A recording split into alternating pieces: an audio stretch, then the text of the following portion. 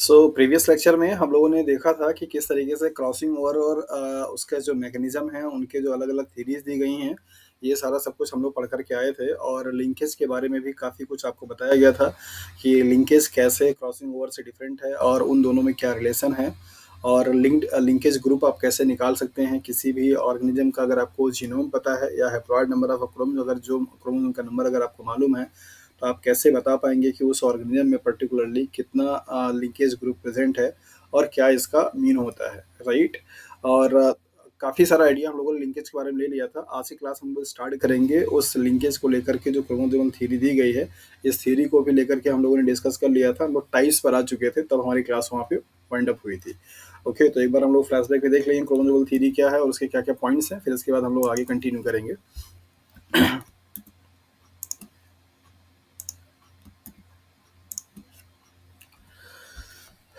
Okay, ये सारे points मैंने आप लोगों को बता दिए थे प्रीवियस क्लासेस में, जहाँ पर आप लोगों ने देखा था कि लिंकेज एक ऐसा कॉन्सेप्ट है जहाँ पे जो जीन्स होते हैं जो कि सेम क्रोमोसोम में प्रेजेंट होते हैं, वो जीन्स आपस में एक दूसरे के साथ में क्या होते हैं, स्टे करते हैं और generation to generation as it is क्या हो जाते हैं, पास आउट हो जाते हैं। उनमें कोई भी डिफ्रेंसिएशंस नहीं होता या उनमें कोई भी वेरिएशंस देखने को नहीं मिलते हैं, राइट। और इन जो क्रोमोसोम्स का होता है वो कोई लीनियर फैशन में होता है और सेम नंबर ऑफ क्रोमोसोम पे क्या होते हैं, पाए जाते हैं। सो दैट इज़ वाई इनमें आपको क्रॉसिंग ओवर देखने की पॉसिबिलिटी नहीं दिखाई देती है। हालांकि ओकेजनली कभी कभी क्रॉसिंग ओवर भी हो सकता है। ये सारे पॉइंट्स हम लोगों ने क्या किया था, डिस्कस कर लिया था और हम टाइप्स ऑफ लिंकेज पे बात कर रहे थे, जहाँ पर आपको बताया गया था कि लिंकेज को दो कैटेगरी में डिवाइड किया गया है, कंप्लीट लिंकेज और incomplete linkage, right. Complete linkage का मतलब साफ हो जाता है जहाँ पे वेरिएशंस की पॉसिबिलिटी ज़ीरो हो, मतलब पूरी तरीके से पेरेंटल ही कॉम्बिनेशन जो जीन का है वही as it is pass out हो जाए नेक्स्ट जनरेशन में। ऐसे टाइप के लिंकेज को आप क्या बोलते हैं, कंप्लीट लिंकेज के नाम से जानते हैं। सो वहाँ पे आपको रिकॉम्बिनेंट वाले जो जीन दिखाई देंगे या रिकॉम्बिनेंट वाले जो फैक्ट कैरेक्टर दिखाई देंगे वो क्या होंगे, ज़ीरो होंगे। सब के सब आपको उस जीन्स के द्वारा जो प्रॉपर्टी कोड की जाने वाली होगी वो एज इट इज़ पेरेंटल जैसा ही क्या होगा, दिखाई देगा। जबकि इनकम्प्लीट का मतलब क्या हुआ कि वहाँ पे लिंकेज इनकम्प्लीट नहीं है, that means there are some possibility of recombination, that means in next progeny there will be some percentage of the recombinant traits. तो ऐसे कंडीशंस में आपको कुछ पेरेंटल के अलावा रिकॉम्बिनेंट ट्रेड्स भी देखने को मिलते हैं। और आपको प्रीवियस क्लासेस में ये भी बताया गया था कि जो लिंकेज होता है, उन लिंकेज का जीनोटाइप और फिनोटाइप, जो क्रॉस का रेशियो होता है, वो नॉर्मल जो अनलिंक्ड जीन होते हैं उनसे क्या होता है, वेरिएशन शो करता है। आपको बताया गया था कि नॉर्मली अगर आपने पढ़ा है डाई हाइब्रिड क्रॉस और मोनो हाइब्रिड क्रॉस के बारे में, और जो कि दो आपके अनलिंक्ड जीन हो, तो उनके कंडीशंस में आपको बताया जाता है कि अगर आप डाई हाइब्रिड क्रॉस की बात करते हैं तो डाई हाइब्रिड क्रॉस में आपको जो फिनोटाइपिक रेशियो मिलता है वो क्या मिलता है, दैट इज़ 9:3:3:1 मिलता है, राइट। और अगर आप इसके टेस्ट क्रॉस की बात करते हैं तो टेस्ट क्रॉस में आपको क्या मिलता है, दैट इज़ 1:1:1:1 मिलता है। ओके, ये कैसा है, ये है फिनोटिपिक रेशियो आपका टेस्ट क्रॉस का और F2 जनरेशन का, ऐसे दो जीन का जो कि क्या है, अनलिंक्ड हैं, मतलब कि जिनमें कोई लिंकेज नहीं पाई जा रही है। लेकिन जब अगर आप लिंक्ड जीन की बात करते हैं तो ये रेशियो क्या होता है, आपका चेंज हो जाता है। ये जो डाई हाइब्रिड मीन्स दो जीन का जो इंट्रैक्शंस आप देख रहे हैं, ये जो इंट्रैक्शंस आपको 9:3:1 की रेशियो में दिखाई दे रहा है, वहाँ पे ये रेशियो चेंज होकर के क्या होता है, 3:1 हो जाता है। और ये वाला जो रेशियो आपको दिखाई दे रहा है वो एग्जैक्टली सिर्फ क्या हो जाता है, दैट इज़ द 1:1 हो जाता है। ये कभी कभी आपसे एग्जाम में सवाल पूछा जाता है और आपको फंसाने की कोशिश की जाती है कि कोई दो जीन हैं और जो कि लिंक्ड फॉर्म में है, तो लिंक्ड फॉर्म में अगर हैं तो उनका F2 जनरेशन में फिनोटाइपिक रेशियो और उनके टेस्ट क्रॉस का जो फिनोटाइपिक रेशियो होगा वो कैसा होगा, वो रेशियो कितना आएगा। तो ये रेशियो आप यहाँ पे याद रखिए और आपको हम एग्जांपल के थ्रू भी समझाएंगे ये रेशियो कैसे आता है। ये एग्जांपल आपको करा चुका हूँ कि 9:3:3:1 कैसे आया था।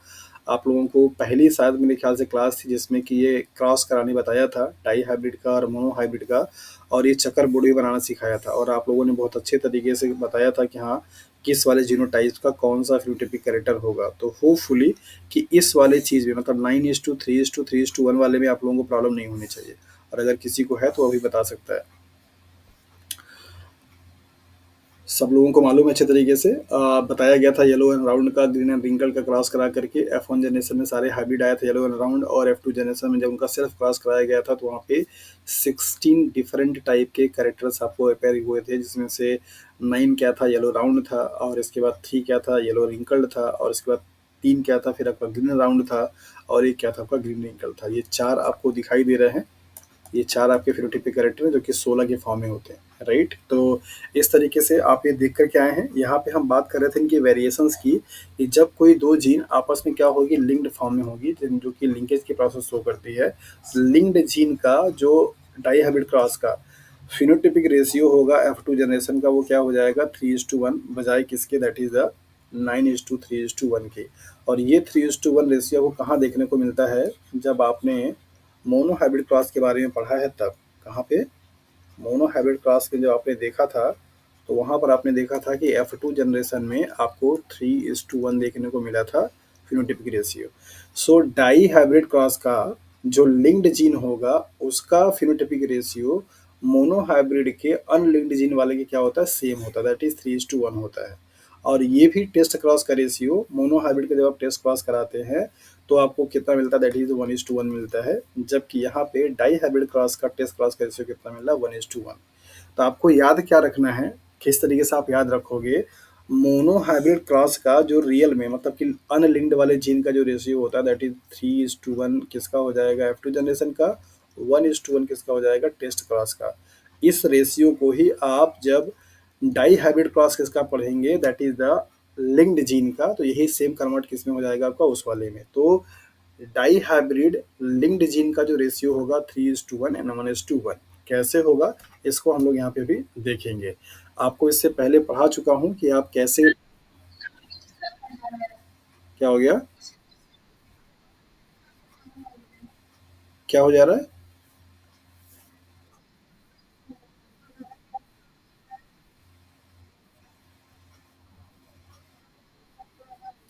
मोनो हाइब्रिड क्रॉस,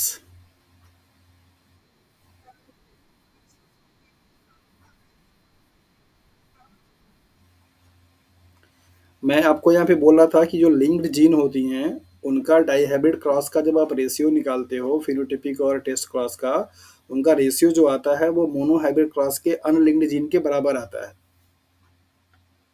अगर आपने मोनो हाइब्रिड क्रॉस नहीं पढ़ा है तो आप पहला लेक्चर देखिए, आपको वहाँ पे मिलेगा कि मोनो हाइब्रिड क्रॉस में कैसे ये रेशियो आए हुए हैं।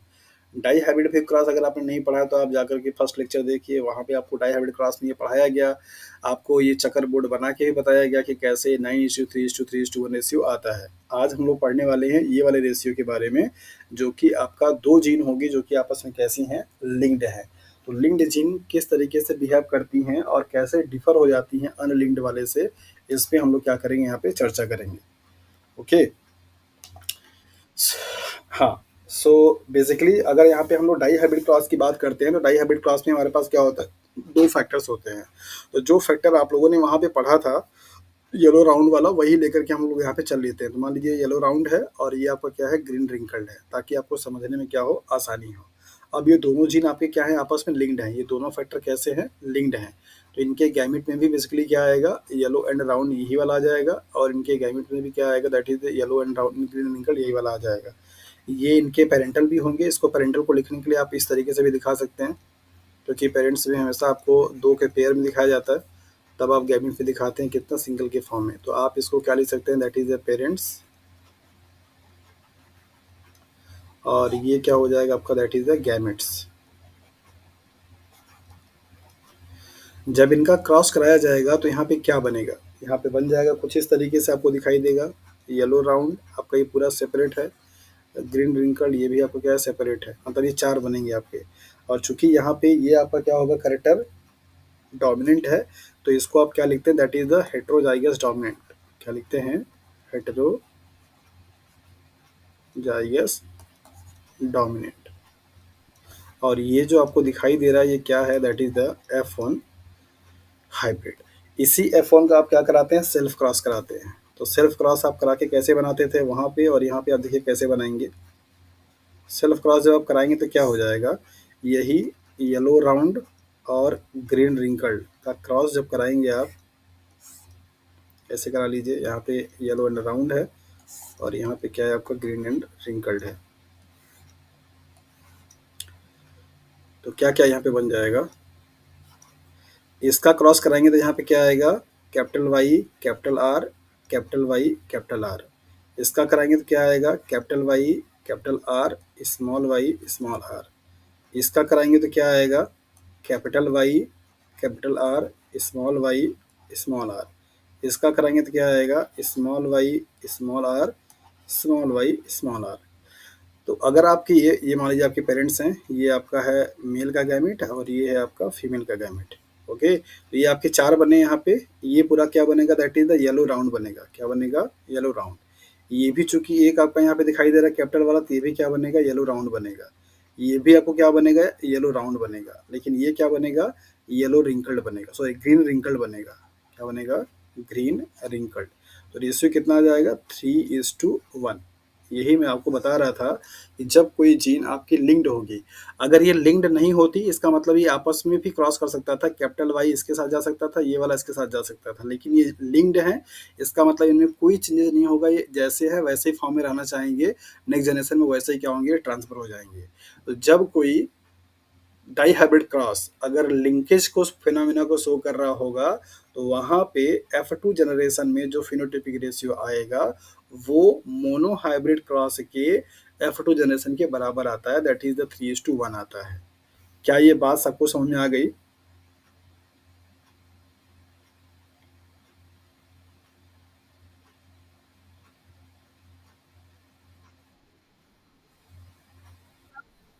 ओके, अब हम लोग देख लेते हैं टेस्ट क्रॉस करा करके कि टेस्ट क्रॉस में कैसे इसका रेशियो 1:1 आता है। तो टेस्ट क्रॉस किसके किसके बीच में होता है, जल्दी बताइए।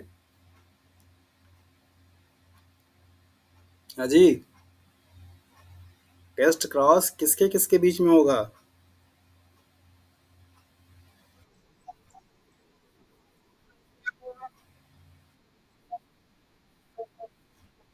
Very good. तो अब हमारे पास यहाँ पे हाइब्रिड क्या है, capital Y capital R small r, यही है। और हमारे पास रिसेसिव क्या है, स्मॉल आर।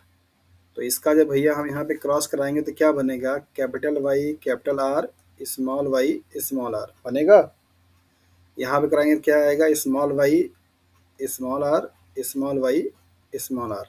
तो यहाँ पे रेशियो कितना आया, ये आपका बनेगा क्या, येलो एंड राउंड, ये बनेगा आपका ग्रीन एंड रिंकल। तो रेशियो कितना आया, 1:1। ठीक है, क्या, ये है टेस्ट क्रॉस।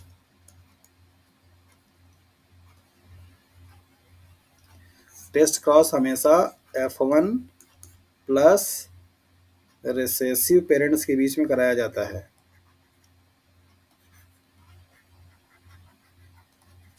ठीक है, F1 हमारा क्या है, देश वन, ये यहाँ पे लिखा गया। और रिसेसिव हमारा क्या है, ये है। तो इसका क्रॉस अगर इन दोनों से कराएंगे तो यही बनेगा। इसका जो आपका जीनोटाइप का फिनोटिपिक कैरेक्टर होगा वो क्या होगा, येलो राउंड होगा। इसका क्या होगा, आपका ग्रीन रिंकल्ड होगा। तो यहाँ पे रेशियो क्या बनेगा, 1:1 बनेगा। सो टेक्निकली आप लोगों ने प्रूफ किया कि जब कोई डाई हाइब्रिड क्रॉस के जो जीन है या जो फैक्टर हैं अगर लिंकेज की फिनोमिना शो कर रहे होते हैं तो वहाँ पे मेंडल के जो लॉ दिए गए और मेंडल का जो आपका रेशियो आता है फिनोटिपिक और जीनोटिपिक का, उनके रेशियो से डेविएशंस दिखाई देता है। यहाँ पे डाई हाइब्रिड क्रॉस जो कि आपका लिंकेज की फिनोमिना शो कर रहा होगा, वहाँ पे F2 जनरेशन में जो फिनोटिपिक कैरेक्टर होगा वो 3:1 होगा इंस्टीड ऑफ 9:3:3:1 के। वाइल टेस्ट क्रॉस का रेशियो 1:1 होगा इंस्टीड ऑफ 1:1:1:1 के। क्लियर है बात?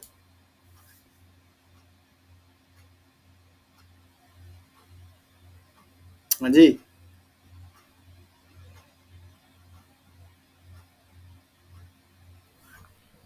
कोई कुछ बोल ही नहीं रहा।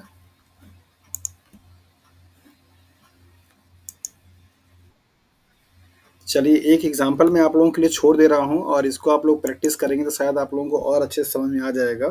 मैं यहाँ पे सिर्फ ऐसे जीन्स का जीनोटाइप लिख दे रहा हूँ और उनके कैरेक्टर भी लिख दूंगा। राइट, तो मान लीजिए अगर आपके पास यहाँ पे ये आपके क्या है फैक्टर हैं, कैपिटल ए कैपिटल बी और इसके बाद यहाँ पे है स्मॉल ए स्मॉल बी स्मॉल ए स्मॉल बी। ये है आपका होमोजाइगस डोमिनेंट।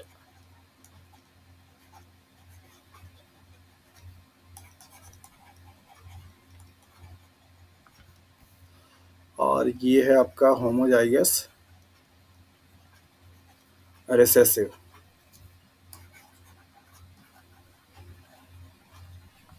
आपको इनका कराना क्या है, आपको 2 चीज़ कराना है। आपको एक बार सपोज़ कर लेना है कि ये आपस में क्या है, लिंक्ड जीन है। इस लिंक्ड जीन का आपको 2 चीज़ निकालना है। पहला F2 जनरेशन का फेनोटाइपिक रेशियो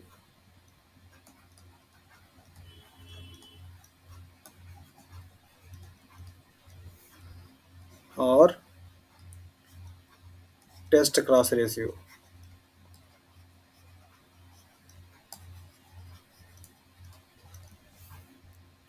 दूसरे केस में आपको सपोज़ कर लेना है अनलिंक्ड जीन है।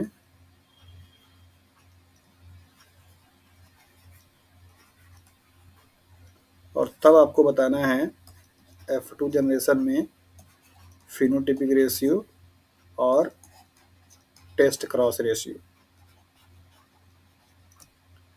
ठीक है? ये है आपका पैरेंटल जीनोटाइप।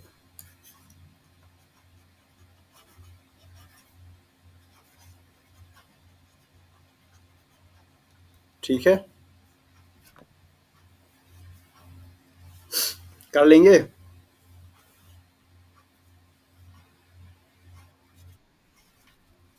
हुँ, उम्मीद यही है कि कर पाएँगे।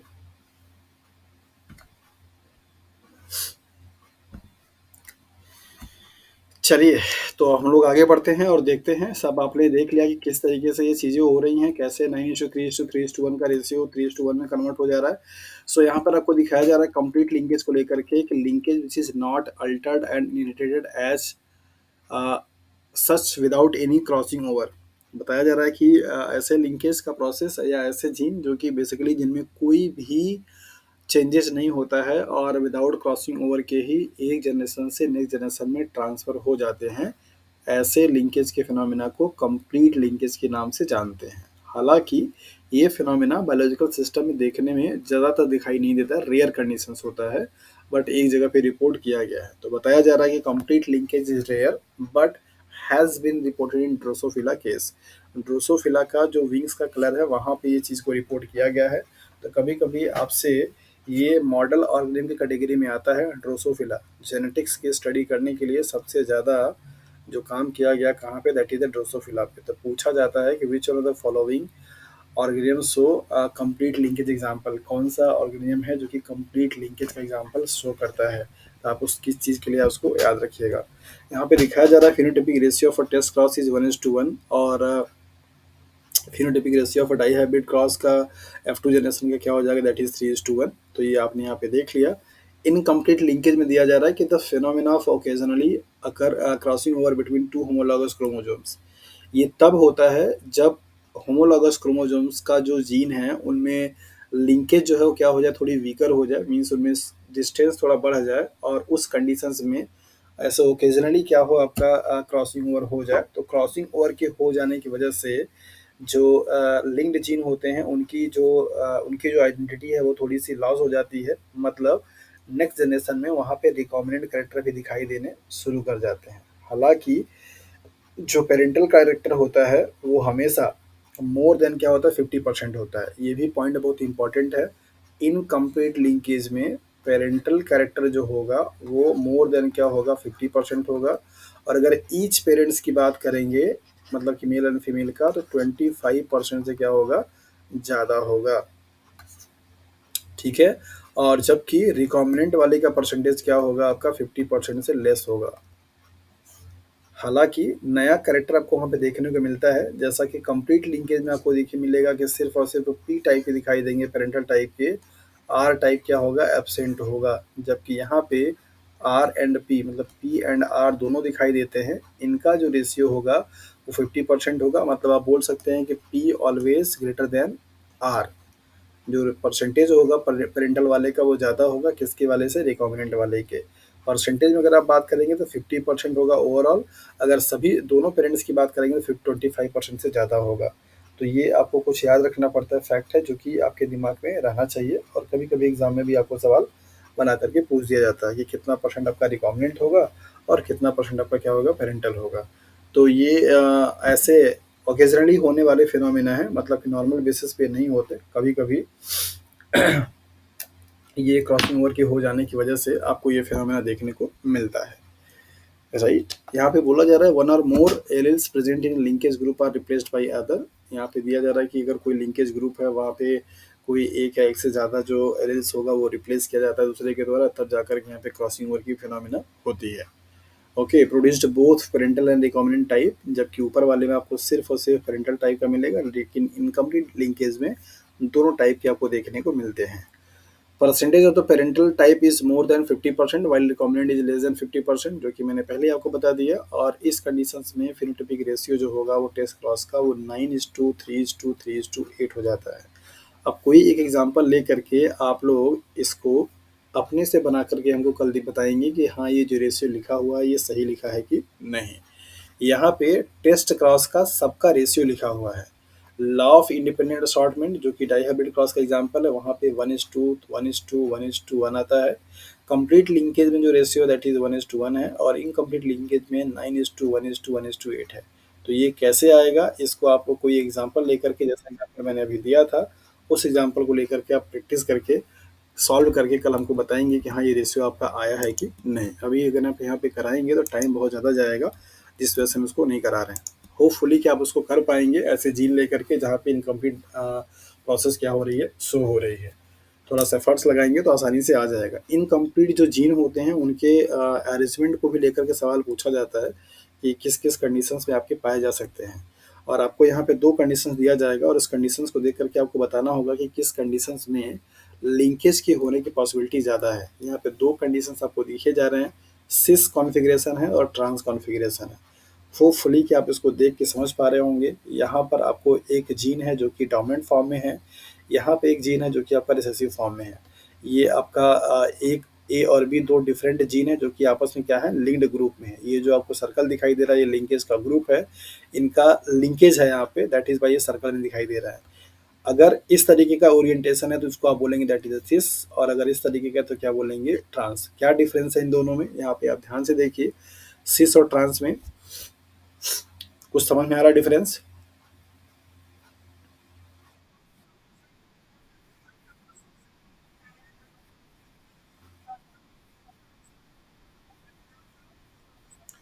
इनका आप देखिए, जैसे अगर आप यहाँ पे देखेंगे तो यहाँ पे ये ऐसे पैरेलल है, क्या है, पैरेलल है। जबकि यहाँ पे आप देखेंगे तो ये क्या है, ऐसे क्रॉस में है। ट्रांसफॉर्म हमेशा क्या होता है, क्रॉस टाइप में दिखाया जाता है। जैसे आप केमिस्ट्री में भी पढ़ते हैं ट्रांस कॉन्फ़िगरेशन, तो वहाँ पे भी आपको मिलता है। ट्रांस जो कॉन्फ़िगरेशन होता है वो एरिया ज़्यादा कवर करता है, जबकि सिस कॉन्फ़िगरेशन जो होता है वो कम से कम एरिया में अपने आप को एडजस्ट करता है। तो अगर मैं यहाँ से सवाल पूछूं आप लोगों से कि इन दोनों कंडीशंस में किस में लिंकेज होने की पॉसिबिलिटी ज़्यादा है, तो क्या बताएंगे, सिस कॉन्फ़िगरेशन में या ट्रांस कॉन्फ़िगरेशन में?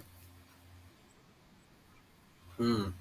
और इस बात को ध्यान रखिएगा, इसमें सवाल आपसे पूछे जा चुके हैं कि किस कॉन्फ़िगरेशन में जीन का अरेंजमेंट होगा जिसमें लिंकेज के होने की फ्रीक्वेंसी बेटर होगी, या बेटर लिंकेज के फिनोमेना वो जीन शो कर पाएगा। तो इसलिए यहाँ पर आपको फिगर की हेल्प से समझाया गया और बताया गया कि हाँ कैसे आप उसको रिलेट कर सकते हैं। और अगर क्रॉसिंग ओवर की बात करेंगे तो किसमें अच्छा होगा,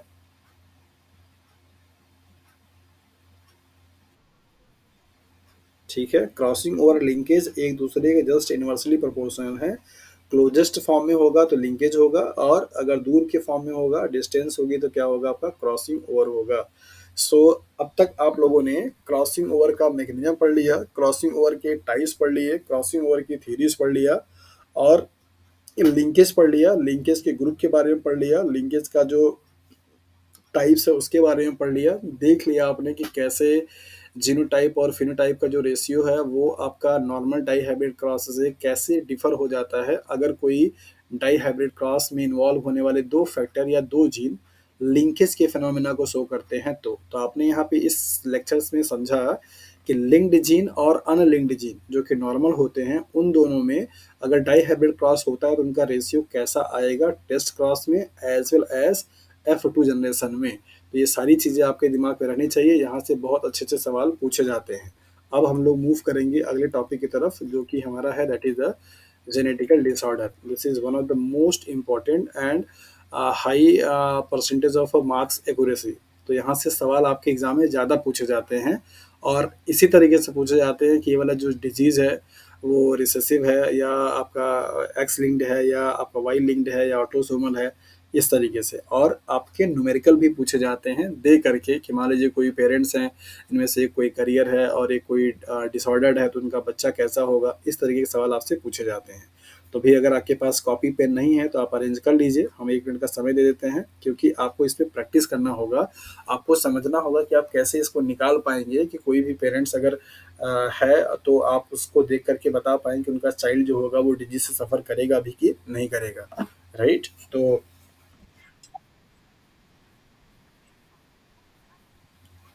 क्या हो गया?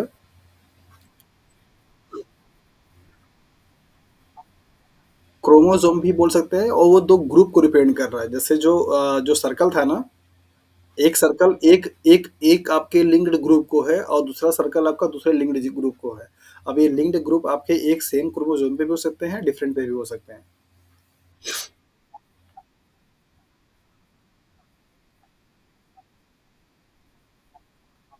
चांसेस कम हो जाएंगे। ठीक है? हाँ, बिल्कुल। अब हम लोग देखेंगे जेनेटिकल डिसऑर्डर को लेकर के। जेनेटिकल डिसऑर्डर अगर देखा जाए तो इसको बेसिकली हम लोग 2 कैटेगरी में डिवाइड कर लेते हैं। मतलब जिसमें कि आपको दिया जाता है कि कोई आपके जीन में कोई म्यूटेशंस हो जाए और एक दिया जाता है आपके क्रोमोसोम के नंबर में कोई प्रॉब्लम हो जाए। तो क्रोमोसोम के नंबर में, क्रोमोसोम के स्ट्रक्चर में जो वेरिएशंस था, एबनॉर्मलिटीज़ थी, उसको हम लोग प्रीवियस लेक्चर में पढ़ कर के आ चुके हैं। जहाँ पर आप लोगों ने पढ़ा था nullisomy, monosomy, trisomy, tetrasomy, Klinefelter syndrome, Patau syndrome, Down syndrome, Edward syndrome, Turner syndrome, ये सब कुछ आप लोग पढ़ कर के आए हैं। उसके पीछे का जो लॉजिक था मियोसिस में नॉन डिग्नेशंस हो जाने का, उसके बारे में हम लोगों ने देखा था। राइट। आज के इस क्लास में अभी जो जेनेटिकल डिसऑर्डर आपको पढ़ने को मिलेगा वो हम लोग बात करेंगे उन सारे जेनेटिकल डिसऑर्डर को जो किसी पर्टिकुलर जीन की वजह से हो रहा है, जो किसी पर्टिकुलर एंजाइम की डिफिशिएंसी वजह से हो रहा है। इनमें से सबसे ज़्यादा मोस्ट जो कॉमन है उनके बारे में हम लोग डिस्कस करेंगे। Most common and prevalent genetic disorder are haemophilia, cystic fibrosis, sickle cell anaemia, colour blindness, ब्लाइकोपेनिया एंड थैलेसेमिया एटसेट्रा। ये आपके जो डिजीज़ हैं वो सब के सब आपके जेनेटिकल डिसऑर्डर की कैटेगरी में आते हैं क्योंकि इन सभी में बेसिकली इन सबके जो मेटाबॉलिक प्रोसेसेस होते हैं इनमें इन्वॉल्व होने वाले कोई जो एंजाइम है या कोई प्रोटीन है या कोई फैक्टर है या कोई पिगमेंट है, उन प्रोटीन, फैक्टर, एंजाइम, प्रोटीन के जीन में कुछ न कुछ एबनॉर्मलिटीज़ हुई है जिससे कि जो पाथवे है या जो आपका साइकिल चल रहा है उस पाथवे में क्या आई है, एबनॉर्मलिटीज़ आई है। और इस टाइप के एबनॉर्मलिटीज़ को आप जेनेटिकल एबनॉर्मलिटीज़ या जेनेटिकल डिसऑर्डर के नाम से जानते हैं। हम लोग जिस पे बात करने वाले हैं, जो डिस्कस करेंगे दैट इज़ द हीमोफीलिया को लेकर के, सिस्टिस फाइब्रोसिस को लेकर के, सिकल सेल एनीमिया को लेकर के, कलर ब्लाइंडनेस को लेकर के और फ्लाइंग को लेकर के। जिनमें से सबसे ज़्यादा जो मोस्ट इम्पॉर्टेंट है वो आपका क्या है, दैट इज़ हीमोफीलिया नंबर पहला पे, दूसरा कलर ब्लाइंडनेस, तीसरा सिकल सेल एनीमिया। यहाँ से आपके एग्ज़ाम में न्यूमेरिकल टाइप के सवाल बहुत आते हैं। सवाल आपका कैसे बनेगा उस पे भी हम लोग बात करेंगे और देखेंगे और समझेंगे कि इस तरीके के न्यूमेरिकल को आप कैसे लगा पाते हैं। Okay. First of all that is the colour blindness. ये एक ऐसी बीमारी है जहाँ पर बेसिकली कोई भी पेशेंट जो कि इस बीमारी से सफ़र कर रहा होता है, वो जो प्राइमरी कलर्स होते हैं रेड, ब्लू और ग्रीन, इनमें बेसिकली डिफरेंशिएट करने में क्या होता है, प्रॉब्लम कर जाता है। आपको मालूम है कि आपके आइज़ में 2 टाइप की सेल्स पाई जाती हैं जो कि लाइट रिसेप्टर्स होती हैं या लाइट सेंसिटिव होती हैं, जिनको कि आप रॉड सेल्स और कोन सेल्स के नाम से जानते हैं। राइट। होपफुली कि आप लोगों ने जाना होगा। रॉड सेल्स वो होती हैं जो कि आपको नाइट में देखने के लिए क्या होती हैं, रिस्पॉन्सिबल होती हैं। क्या होती हैं? नाइट में। कोन सेल्स वो होती हैं जो कि आपको डे टाइम में देखने के लिए रिस्पॉन्सिबल होती हैं। बहुत पहले भी आपको बताया था, फिर से आप सुन लीजिए। आपको मालूम है कि आपकी आँख में एक टाइम पे सिर्फ़ एक ही टाइप की सेल्स एक्टिव हो सकती है। या तो वो कोन सेल होगी या तो फिर क्या होगी, आपकी रॉड सेल होगी। आपने इमेजिन किया होगा और आपने देखा भी होगा, कभी नोटिस भी किया होगा कि जब आप मई, जून, जुलाई के महीने में बाहर बहुत तगड़ी धूप होती है और आप बाहर से अपने रूम में एंटर करते हैं, तो आपको कुछ सेकंड्स के लिए या कुछ टाइम तक के लिए रूम में पूरा एकदम अंधेरा दिखाई देता है। कुछ समझ में नहीं आता कि रूम में कुछ है भी कि नहीं है। नोटिस किया कभी? या सिमिलरली जब आप रूम में बैठे हुए रहते हैं और अचानक से आप बाहर निकलते हैं और बाहर बड़ी तगड़ी धूप हो, 12-1-2 बज रहा हो, तो आपकी आँख एक कुछ सेकंड्स के लिए ऐसे ब्लिंक नहीं कर पाती, मतलब लगता है कि हाँ, खोलने में बड़ी दिक्कत हो रही है। महसूस किया कभी ऐसा?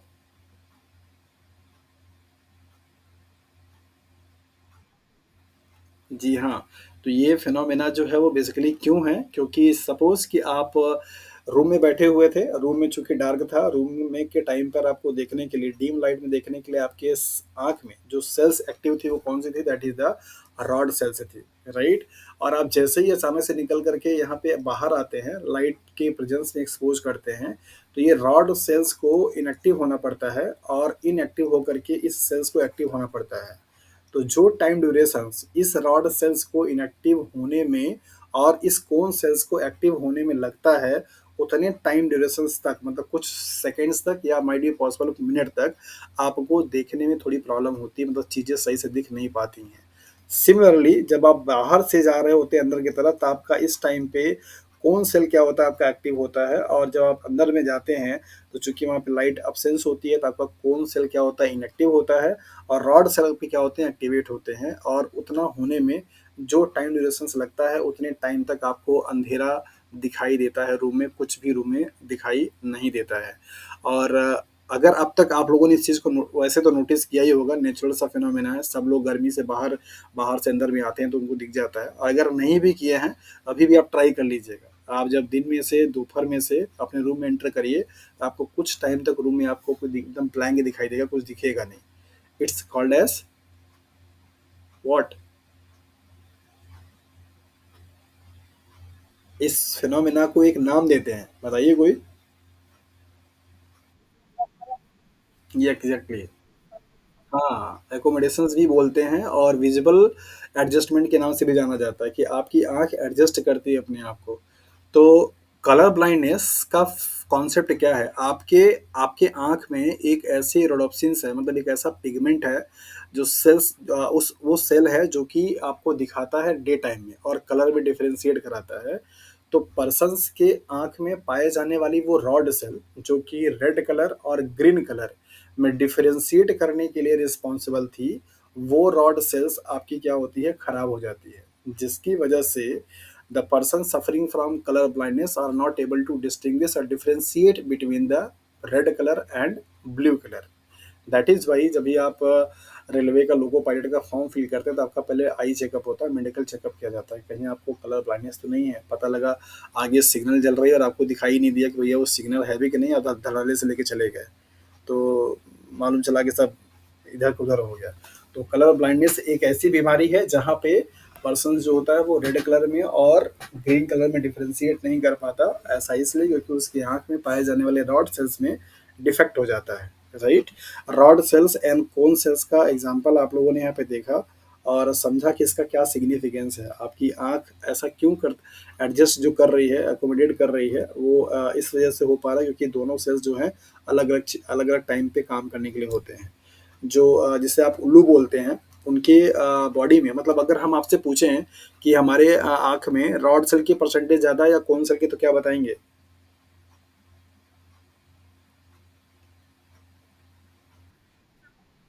हुँ,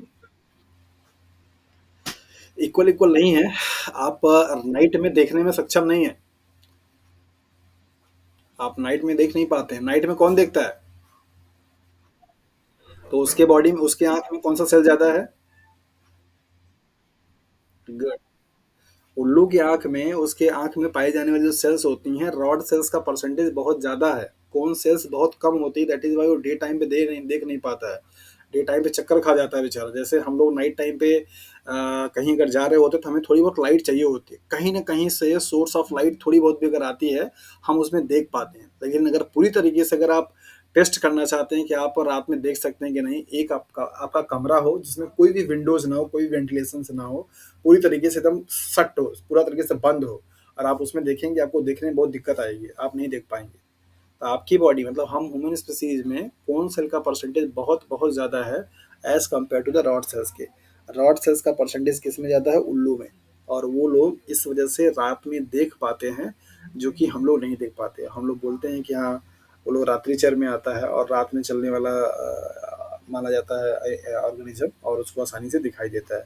उसके पीछे का बायोलॉजी क्या है? That is the presence of rod sales. Okay, तो देखते हैं हम लोग यहाँ पे कि क्या है आपका ये कलर ब्लाइंडनेस। सो पहली लाइन आपको बता रही है it is a sex linked recessive disorder. कौन सा? सेक्स लिंक्ड में आपके दो जीन दो क्रोमोसोम्स आते हैं, एक आता है आपका एक्स और एक आता है आपका वाई। तो ये कैसा है? X linked. तो आपके पास यहाँ पे दो इन्फॉर्मेशन मिला। पहला कि ये आपका एक सेक्स लिंक्ड डिसऑर्डर है और उसमें कैसा? एक्स लिंक्ड डिसऑर्डर है। और तीसरा रिसेसिव डिसऑर्डर है। यही तीन टर्म हैं जो कि आपके एग्जाम में सवाल गलत कराते हैं। ऑटोसोम्स लिंक्ड, रिसेसिव या dominant, sex linked, X linked, Y linked, recessive या डोमिनेंट। ये अगर आपने टर्म को समझ लिया और अगर आपने इनको याद कर लिया तो फिर आपके सवाल गलत नहीं होंगे। तो कलर ब्लाइंडनेस के लिए पहला जो पॉइंट है वो क्या है?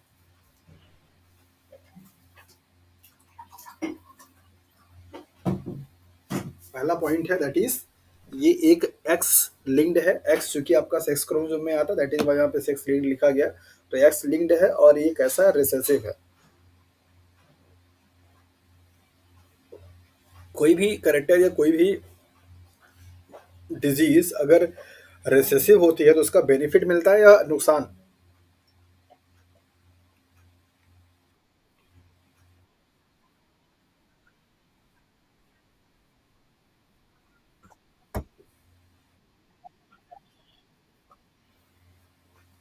अच्छा, रिसेसिव होगा तो बेनिफिट होगा मतलब कि डोमिनेंट कैरेक्टर अच्छा नहीं है।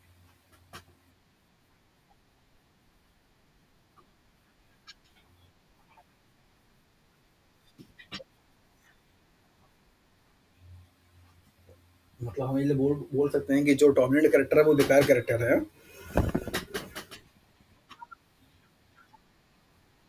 नहीं, वो हम आपकी बात समझ गए। हम आपसे सिर्फ ये जानना चाह रहे हैं कंक्लूजन कि हमारी बॉडी में कोई कैरेक्टर अगर डोमिनेंसी शो कर रहा है तो वो हमारे लिए बेनिफिशियल है या हार्मफुल है?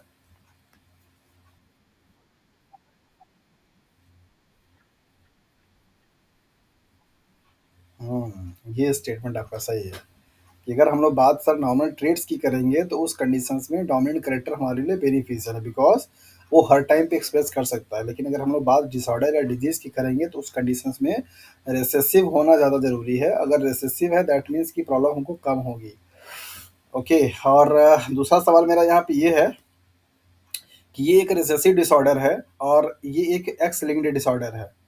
इससे मेल कैंडिडेट ज़्यादा प्रभावित होंगे, अफेक्टेड होंगे या फीमेल?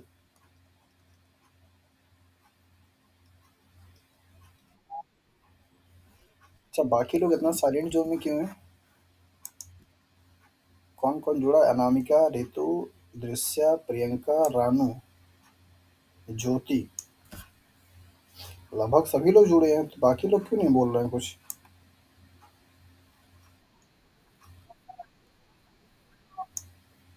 Very good. मेल में ज़्यादा इफेक्ट होगा रिसेसिव कैरेक्टर का जो कि एक्स लिंक्ड है as compare to the female के। तो अभी सवाल अगला फिर से आ जाता है कि ऐसा क्यों? इसके लिए हम लोग थोड़ा सा वेट करेंगे और जब आपको क्रॉस करके दिखाएंगे तो फिर आपकी इन सवाल का जवाब हम वहाँ पे अच्छे से आपको समझा पाएंगे। तो पहला पॉइंट आपको लिखा गया है कि कलर ब्लाइंडनेस एक एक्स लिंक्ड रिसेसिव डिसऑर्डर है। दूसरा पॉइंट है failure to discriminate between the red and green colour. ऐसे पर्सन जिनको कि कलर ब्लाइंडनेस हो जाता है वो रेड कलर और ग्रीन कलर में डिफरेंशिएट करने में, अंतर करने में असमर्थ होते हैं, दिखा नहीं पाते, बता नहीं पाते कि रेड कलर है या ग्रीन कलर है। डिफेक्ट इन आइदर रेड और ग्रीन कोन ऑफ आई। बताया जा रहा है कि या तो उनके आंख में पाई जाने वाली जो कोन सेल्स होती है उनमें जो रेड है या ग्रीन वाली जो कोन सेल्स है वो उनका क्या होता है? डिफेक्टेड हो जाता है, खराब हो जाता है। यहाँ पर अब आपको एक केस दिया गया है कि मान लीजिए, पहले तो आप इसके कंसेप्ट को समझिए कि क्या कहना चाह रहा है। यहाँ पर आपको बताया गया कि ये एक्स लिंक्ड है और ये रिसेसिव है। मेल का जो जीनोटाइप है कैसा है? That is the X and Y. और फीमेल का जो जीनोटाइप है कैसा? That is the double X. Recessive का मतलब क्या हुआ कि इसमें जब तक दोनों कॉपी इसकी अगर आपकी अफेक्टेड नहीं होगी कलर ब्लाइंडनेस वाले को हम सी लिख देते हैं, राइट? तो ये आप समझ जाइए कलर ब्लाइंडनेस है। तो अगर ये जब तक दोनों क्रोमोसोम पे आपको सीसी दिखाई नहीं देगा तब तक ये आदमी अफेक्टेड नहीं, मतलब ये फीमेल जो कैंडिडेट होगी वो उसको कलर ब्लाइंडनेस नहीं होगा। मतलब कि नॉर्मली कब कब दिखेगी, इस कंडीशन में भी आपको क्या दिखेगी, ये नॉर्मल दिखेगी फिनोटिपिकली और जीनोटिपिकली। और अगर इसका एक सी हो और एक नॉर्मल एक्स हो तो ये आपको दिखेगी तो नॉर्मल फिनोटिपिकली, बट ये होगी क्या, कैरियर। क्या होगी, कैरियर। और जब अगर इसका एक्स और सी सी हो तब ये क्या कहलाएगी, दैट इज द अफेक्टेड कहलाएगी। मतलब कि अब इसके इसको डिजीज हो जाएगा, मतलब अब ये कलर ब्लाइंड कहलाएगी। तो यहाँ पे फीमेल के पास क्या है, फ्लेक्सिबिलिटी ज़्यादा है कि जब दुर्भाग्य ही खराब हो, दोनों के दोनों क्रोमोसोम अगर क्या हो जाए उसके कलर बाय मतलब कि अफेक्टेड वो खराब हो जाए, तब जाकर के वो फीमेल क्या होगी, कलर ब्लाइंड की पेशेंट होगी। अदरवाइज अगर दो में से कोई एक पे अगर अफेक्ट हुआ है तो भी उसकी लाइफ नॉर्मल चलती रहेगी, उसके खुद की लाइफ में कोई प्रॉब्लम नहीं आएगा। ये बात अलग है कि ऐसे फीमेल्स का मतलब ऐसे गर्ल्स का जो शादी हो रहा है उसके नेक्स्ट जनरेशन में जो बच्चे आएँगे वहाँ पे प्रॉब्लम आपकी हो सकती है। लेकिन अगर आप मेल की बात करें तो मेल में कोई फ्लेक्सिबिलिटी नहीं है, बिकॉज़ यहाँ पे मेल में सिर्फ़ एक ही एक्स क्रोमोसोम पाया जाता है। There is only one X chromosome in the case of a male, that is why there is no flexibility. एक ही सिर्फ कॉपी है इसकी, और अगर एक ही कॉपी में अगर ए क्या हो गया, सी हो गया, तो ये पर्सन क्या कहलाएगा, दैट इज़ द अफेक्टेड कहलाएगा। मतलब इसके पास कैरियर होने का कोई ऑप्शंस नहीं है। या तो ये नॉर्मल होगा या तो क्या होगा, अफेक्टेड होगा। लेकिन फीमेल के पास यहाँ पे 3 ऑप्शन था, नॉर्मल भी हो सकता है, अफेक्टेड भी हो सकता है, प्लस कैरियर भी हो सकता है। मतलब कि बीच वाला जिसमें एक जीन उसका खराब तो होगा लेकिन वो रहेगा कैसा, दैट इज़ द नॉर्मल। मतलब उसके उसके मतलब कि प्रॉब्लम कुछ नहीं होगी, उसका फेनोटाइपिक कैरेक्टर ठीक रहेगा। जीनोटाइपिकली वो एक एक्स क्रोमोसोम पे क्या है, अफेक्टेड है। तो ये इसका एक बेसिक सा कॉन्सेप्ट है। तो क्या समझ में आया कि मेल कैंडिडेट ज़्यादा पोटेंट है, ज़्यादा अफेक्टेड होंगे as compare to the female के। मेल के पास सिर्फ 2 ही चीज़ आएगा, या तो वो नॉर्मल होगा और या तो वो क्या होगा, अफेक्टेड होगा। फीमेल के पास 3 कंडीशन है, नॉर्मल भी हो सकती है, अफेक्टेड भी हो सकती है और करियर भी हो सकती है। इतना बात समझ में आ गया?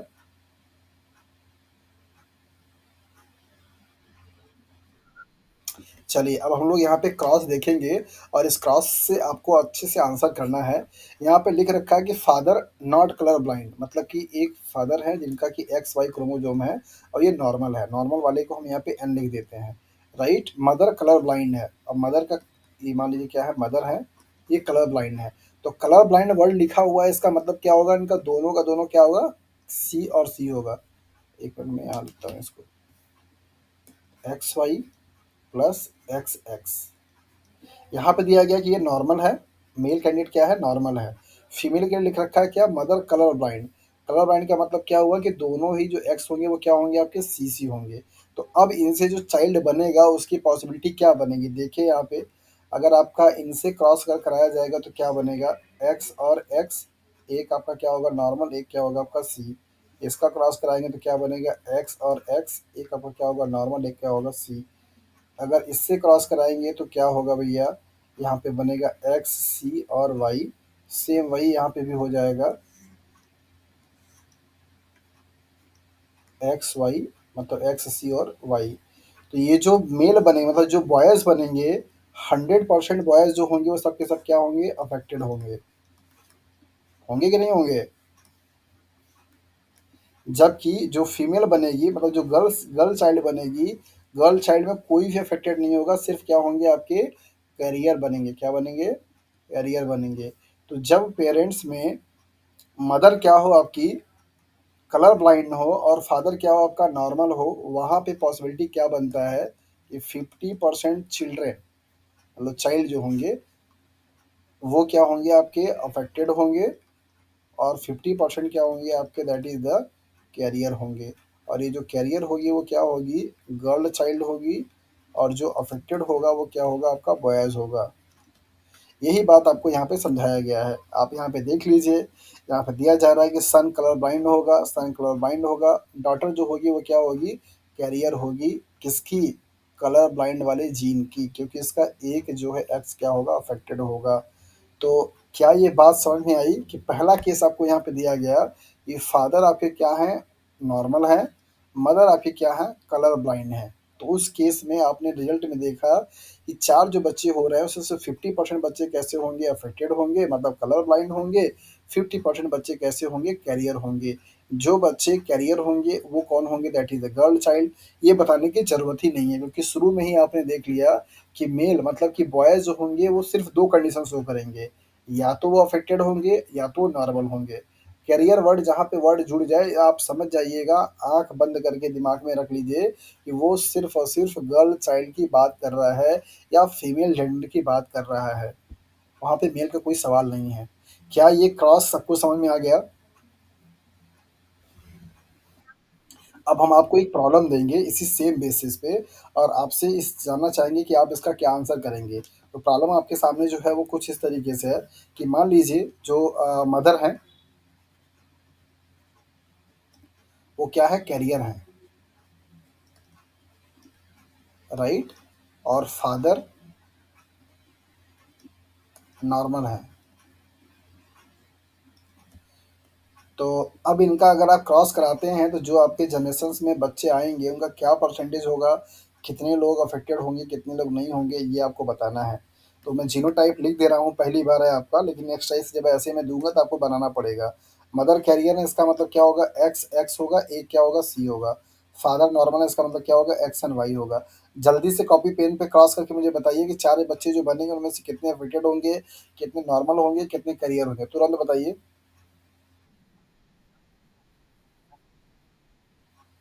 50%। हाँ,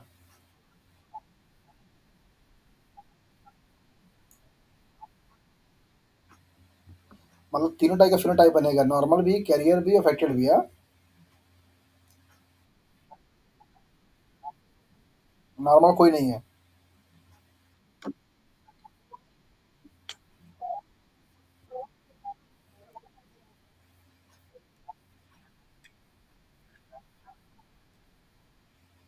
मतलब वही तो मैं पूछ रहा हूँ कि मतलब तीनों टाइप का जो फिनोटाइपिक कैरेक्टर है, नॉर्मल भी है, कैरियर भी है, अफेक्टेड भी है, सब बन रहा है यहाँ पे ना?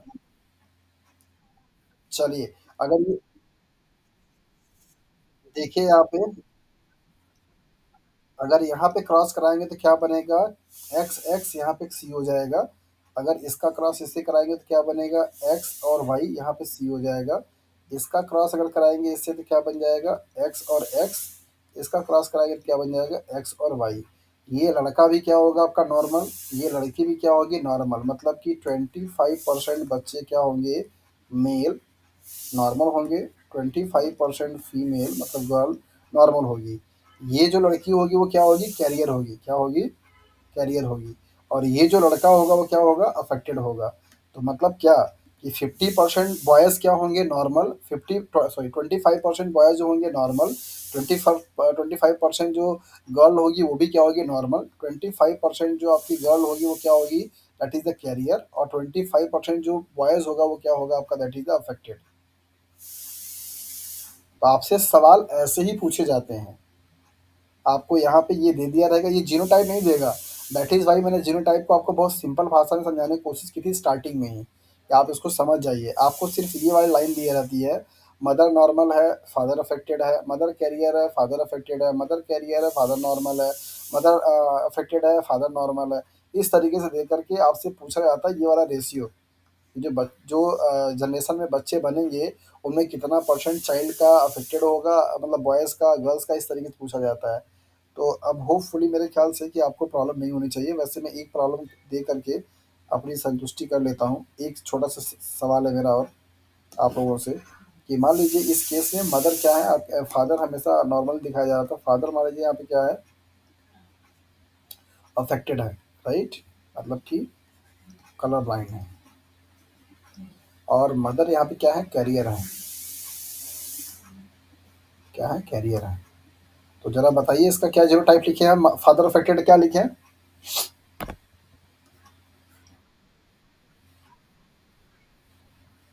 और इनका?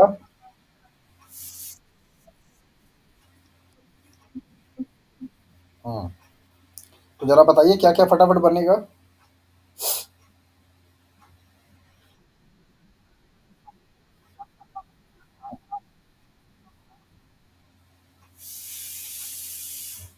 चलिए वेरी गुड।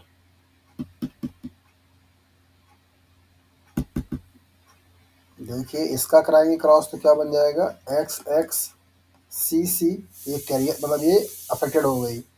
इसका कराएँगे इससे तो क्या बनेगा एक्स एक्स और इस पे सी है, ये क्या हो जाएगी कैरियर हो जाएगी। ये अफ़ेक्टेड, ये कैरियर और इसका कराएँगे तो क्या बनाएगा भैया एक्स एंड वाई और एक्स पे क्या होगा सी, तो मतलब ये क्या होगा अफ़ेक्टेड हो जाएगा। जबकि अगर इसका कराएँगे तो क्या बनेगा एक्स एंड वाई जो कि नॉर्मल होगा। तो normal, affected, affected and career. ठीक है? ठीक है जी?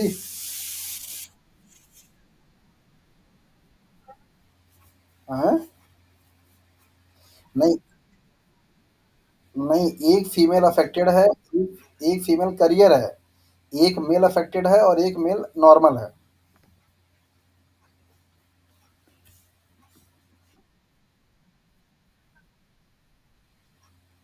क्या नहीं आ पा रहा? अरे भाई इसका कराएँगे इससे तो क्या बनेगा ये बन जाएगा जो कि अफेक्टेड होगा।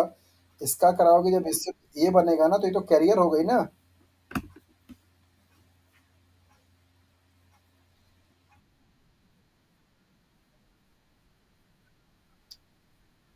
कहाँ वाई पे सी है?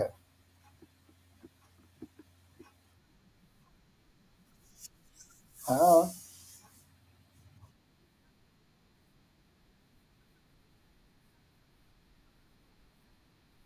यहाँ पे बना तो ये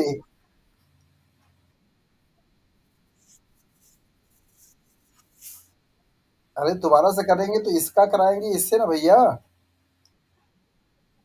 तो यही तो बनेगा। चलिए, धन्यवाद। ओके, नेक्स्ट है हीमोफीलिया। हीमोफीलिया भी वैसा ही पैटर्न शो करता है जेनेटिक्स का, जैसा कि आपने अभी पढ़ा कलर ब्लाइंडनेस के लिए। मतलब ये भी एक एक्स लिंक्ड रिसेसिव डिसऑर्डर है। तो जिस तरीके की प्रैक्टिस आप लोगों ने कलर ब्लाइंडनेस के लिए किया है, वैसा ही सेम सवाल, सेम टाइप के न्यूमेरिकल आपसे हीमोफीलिया के लिए पूछे जाते हैं। यहाँ पे भी मदर जो होगी वो आपकी मतलब गर्ल जो चाइल्ड होगी मतलब फीमेल जो जेंडर होगा वो कैरियर हो सकता है, वो आपका अफेक्टेड हो सकता है, वो आपका नॉर्मल हो सकता है। जबकि मेल जो कैंडिडेट होंगे मतलब मेल जेंडर जो होगा, वो हमेशा या तो आपका अफेक्टेड होगा और या तो आपका क्या होगा नॉर्मल होगा। यही सेम पैटर्न आपने कलर ब्लाइंड में भी पढ़ कर के भी आया है। तो आप इसके बारे में पढ़ लीजिए, फिर आपको एक हम प्रॉब्लम देंगे, आप उसको जल्दी से करके फिनिश कर लीजिएगा। तो ये स्टेटमेंट क्या है इसको लेकर के कि it is also a x linked recessive disease. Haemophilia है क्या पहले आप इसको समझ लीजिए। हीमोफीलिया एक ऐसा डिसऑर्डर है, ये प्रॉब्लम है, जहाँ पे नॉर्मल कंडीशंस में मान लीजिए अगर हमारा ये पूरा ब्लड का वेसल्स है और अगर यहाँ पे कहीं पे हमारा लीकेज हो जाता है, ब्रेकेज हो जाता है,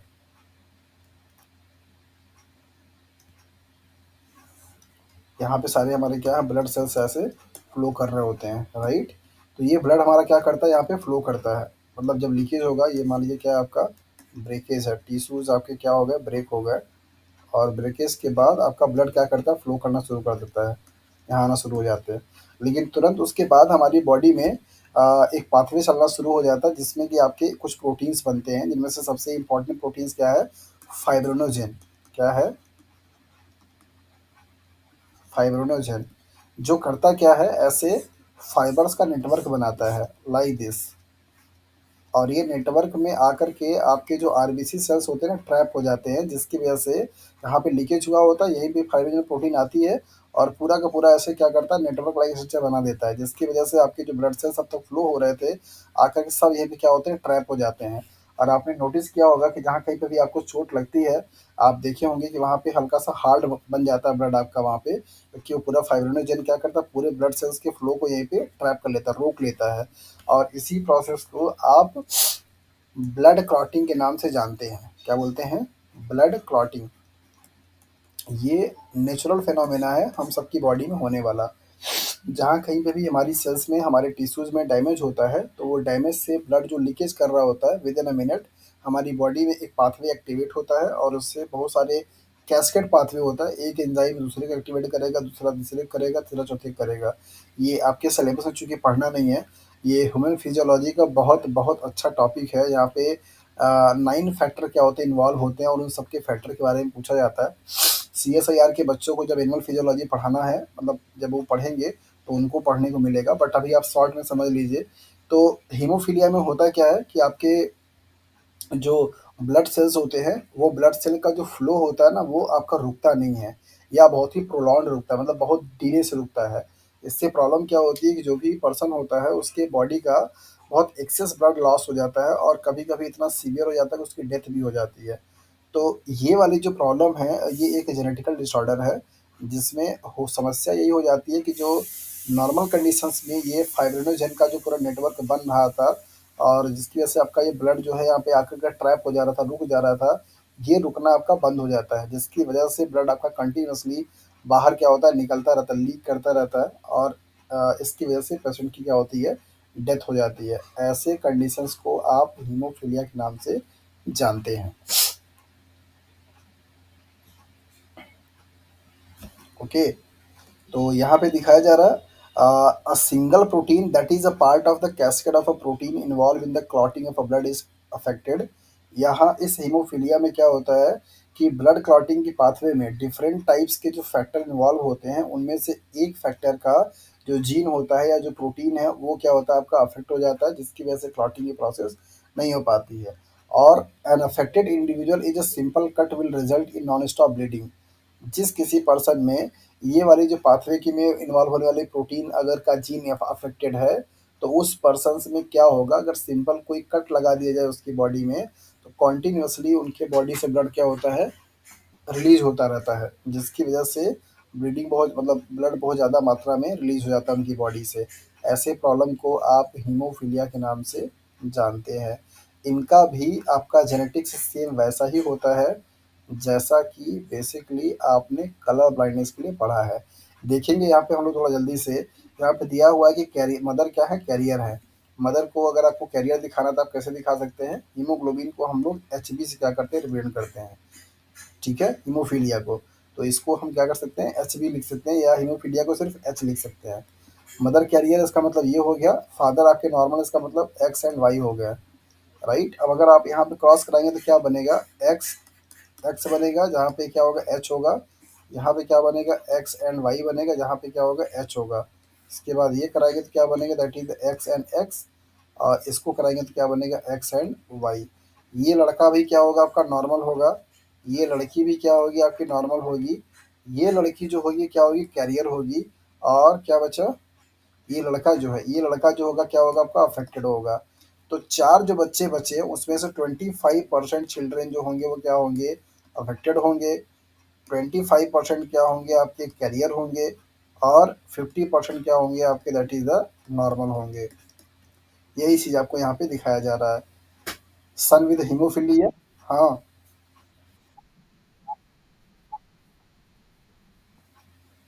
हाँ, करता है, क्यों नहीं? अभी तो ट्रीटमेंट मतलब बहुत सारा आ गया। जैसे वो उस पर्सन को ले जाकर के फिर आपको ट्रीटमेंट कराना पड़ता है, मतलब ले आकर के आप बैंडेज बनवाएँगे तो रुक जाएगा।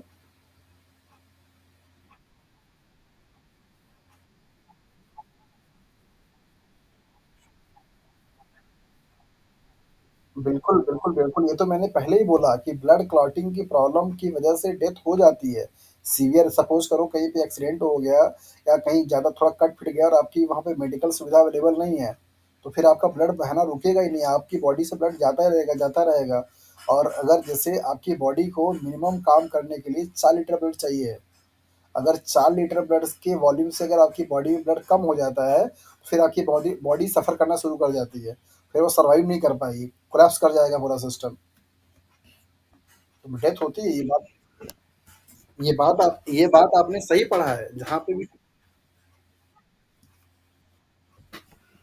आवाज़ कट रही है अमित।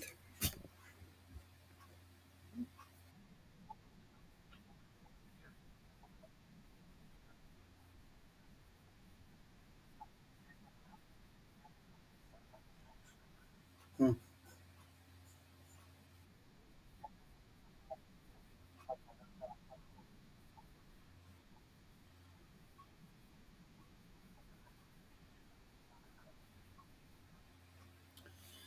बिल्कुल, जो हीमोफिलिक पेशेंट्स होते हैं उनकी डेथ होना बहुत लाज़मी है, हो सकता है अगर सही तरीके का मेडिकल ट्रीटमेंट नहीं दिया गया उस कंडीशंस में या फिर अगर बहुत एक्सेसिव डैमेज हो गई है तो उस कंडीशन में, दोनों कंडीशन में,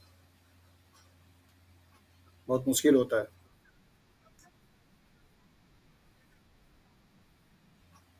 अगर फीमेल अफेक्टेड चाहे फीमेल हो चाहे मेल हो, दोनों लोग को सीवियरिटी उतना ही है। हाँ, बट ये है कि फीमेल मतलब ज़्यादातर केसेज़ में रिसेसिव होती हैं, अफेक्टेड नहीं होती हैं। अगर अफेक्टेड है चाहे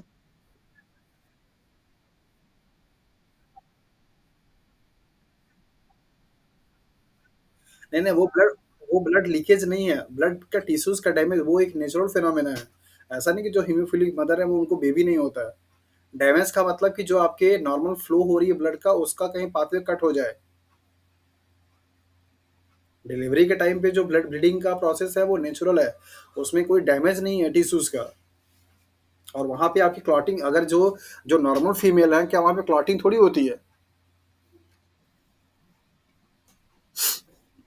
सीवियरिटी का इफ़ेक्ट दोनों पे इक्वली है, सिर्फ़ फ़र्क इतना है कि फीमेल्स कम अफ़ेक्टेड होती हैं, मेल्स ज़्यादा अफ़ेक्टेड होते हैं बिकॉज़ फीमेल्स कैरियर होती हैं।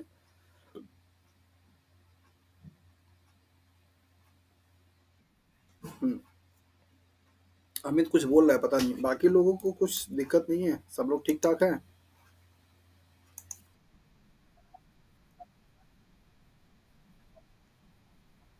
वही मैं तो इनको समझा रहा था, समझ गई हैं? ओके,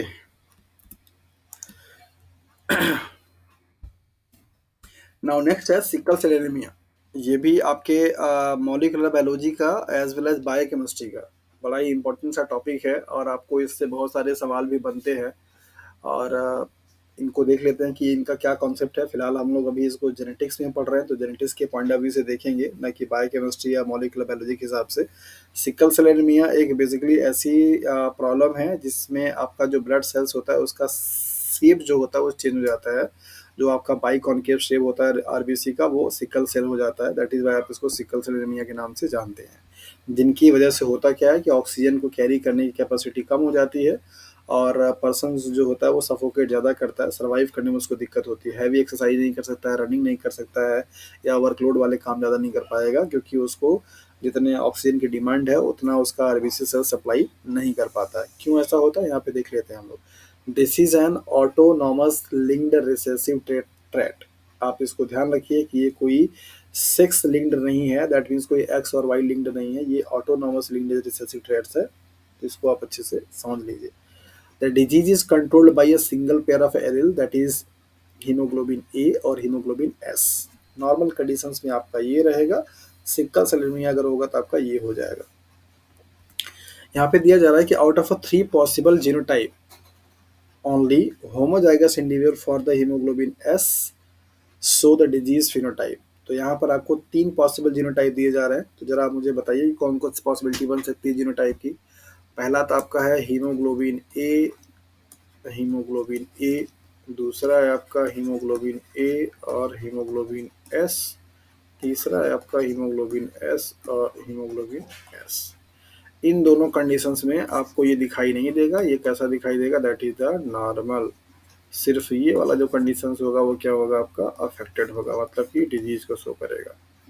ठीक है, मतलब दोनों जो कॉपी होगी रिसेसिव डिसऑर्डर है, दोनों जो कॉपी होगी जब वो अफेक्टेड होगी तब जाकर के आपको डिजीज दिखाई देगा। तो 3 जीनोटाइप पॉसिबल है इसके लिए और इन तीनों में से सिर्फ ये वाला जो कंडीशन होगा वही आपको दिखाएगा, मतलब होमोजाइगस कंडीशन होगा तब। The defect is caused by the substitutions of glutamic acid (GLU) by valine, right, at sixth position of the beta globin chain of the hemoglobin molecule। आपने जाना है कि हीमोग्लोबिन मॉलिक्यूल एक टेट्रा पेप्टाइड चेन होती है जिसमें आपके क्या होते हैं, दो अल्फा चेन होते हैं, दो क्या होते हैं आपके बीटा चेन होते हैं। बीटा चेन में आपको यहाँ पे दिया जाता है कि ये एन टर्मिनल से लेकर के सी टर्मिनल, एन टर्मिनल से लेकर के सिक्स्थ वाले पोजिशंस पे जो ग्लूटामिक एसिड पाई जाती है उस ग्लूटामिक एसिड की जगह पे क्या हो जाए, वैलिन हो जाता है ड्यू टू द म्यूटेशन या ड्यू टू द अल्ट्रेशंस। इसी के वजह से आपका जो शेप है वो चेंज हो जाता है और इस टाइप के डिजीज़ को या प्रॉब्लम को आप सिकल सेल एनीमिया के नाम से जानते हैं। 3 सवाल जो कि फ्रीक्वेंटली पूछे जाते हैं सिकल सेल एनीमिया से। नंबर पहला, हीमोग्लोबिन के कौन से चेन में अफेक्ट होती है ये? तो आपको यहाँ पे याद रखना है कि ये टेट्रापेप्टाइड पॉलीपेप्टाइड चेन होता है, जिसमें से 2 अल्फा, 2 बीटा होते हैं। बीटा चेन में आपका ये पाया जाता है, पहला चीज़। कौन से पोज़ीशंस पे? दूसरा सवाल। तो 6th number of amino acids from the N terminal. N terminal से 6th नंबर वाले पे जो होगा, वो आपका क्या है? पोज़ीशन है। कौन सा अमीनो एसिड? तो आपका है that is the glutamic acid, जिसको कि GLU के नाम से जाना जाता है। ग्लूटामिक एसिड का रिप्लेसमेंट किससे हो जाएगा? वैलिन से हो जाता है। दैट इज़ वाई ये इसका शेप क्या होगा? चेंज हो जाएगा। तो ये 3 चीज़ बहुत अच्छे से आप याद रखिएगा।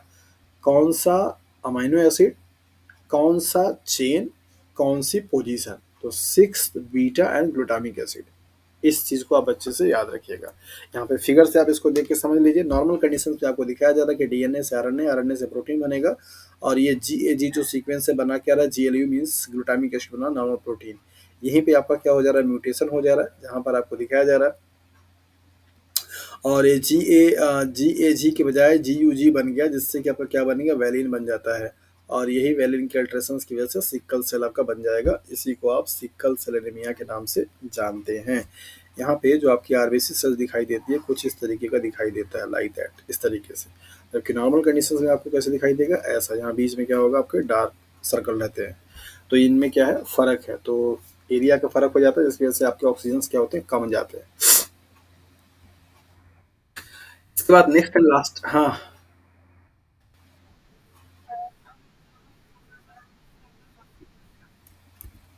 नहीं, बाकी सारे लोग जुड़े हैं, 8-9 लोग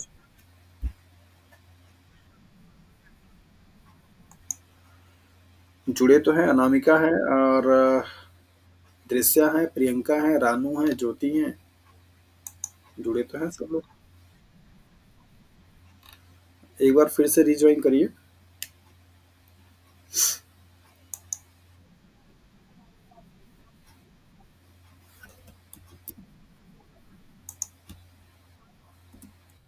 रिजवान, ओके।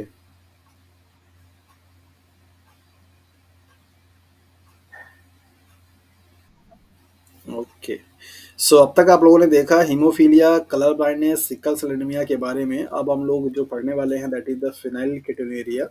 ये भी आपका एक जेनेटिकल डिसऑर्डर में आता है, जहाँ पे एक एंजाइम की प्रॉब्लम हो जाती है और उस एंजाइम के न बनने की वजह से पर्सन्स की बॉडी में उस एंजाइम का जो सबस्ट्रेट होता है, उस सबस्ट्रेट का एकोमोडेशंस मीन्स एकोमोडेशंस होना शुरू हो जाता है, जिसके एकोमोडेशंस के हो जाने की वजह से उस पर्सन्स में बहुत सारी अबनॉर्मलिटीज़ आ जाती हैं, जिनमें सबसे ज़्यादा जो सीवियर है वो है मेंटल रिटार्डेशन। उसके दिमागी जो स्थिति होती है वो खराब हो जाती है, मतलब सही तरीके का वो जज नहीं कर पाता, सही से डिसीजन नहीं ले पाता और ब्रेन की जो एक्टिविटी होती है वो एफिशिएंसी जो होती है कम हो जाती है, रिटार्ड हो जाता है।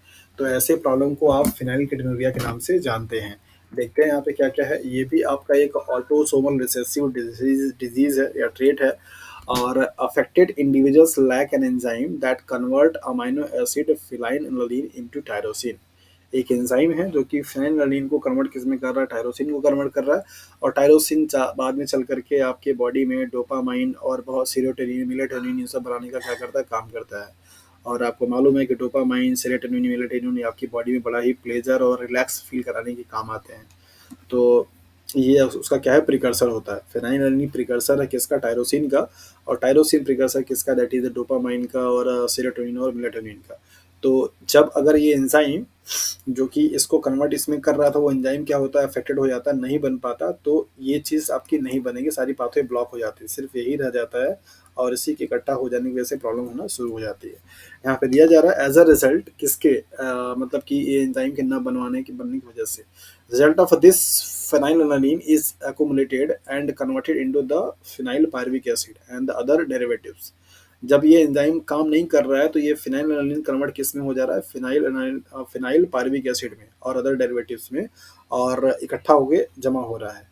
And accumulation of these in brain results in the mental retardation. और इन सभी का ब्रेन के पोर्शंस में या ब्रेन के एरिया में इकट्ठा हो जाने की वजह से दिमागी जो स्थिति होती है वो रिटार्ड हो जाती है, मेंटल रिटार्डेशन हो जाता है, और ऐसे कंडीशंस को आप फिनाइलकेटोनुरिया के नाम से जानते हैं। तो यहाँ पे आप देख लीजिए, ये फिनाइलएलानाइन है, और यही आपका वो एंजाइम है, that is phenyl aniline hydroxylase. अगर ये रहता तो क्या करेगा, ये टायरोसिन को बनाएगा, टायरोसिन से क्या बनेगा, आपका मेलानिन बनेगा, और मेलानिन बनेगा, फिर डोपामाइन बनेगा, फिर सेरोटोनिन बनेगा, और ये सारे आपके हार्मोन्स होते हैं जो कि आपकी बॉडी में अलग अलग फंक्शन क्या करते हैं, परफॉर्म करते हैं। यही एंजाइम की डिफिशियंसी हो जाती है तो आपका पूरा का पूरा ये आपका क्या होता है यहाँ पे, जैसे देखिए ये जब नहीं बनेगा तो क्या बनेगा, ये बन जाएगा फिनाइल पायरुवेट बनेगा, और ये डेरिवेटिव्स बनेंगे, और इनका क्या होता है, एकोमोडेशन होना जाता है, और इनकी इन्हीं के एकोमोडेशन के होने की वजह से आपके ब्रेन की एक टूटी जो होती है वो रिटार्ड कर जाती है, जिसको कि आप फिनाइलकेटोनुरिया के नाम से जानते हैं। क्या?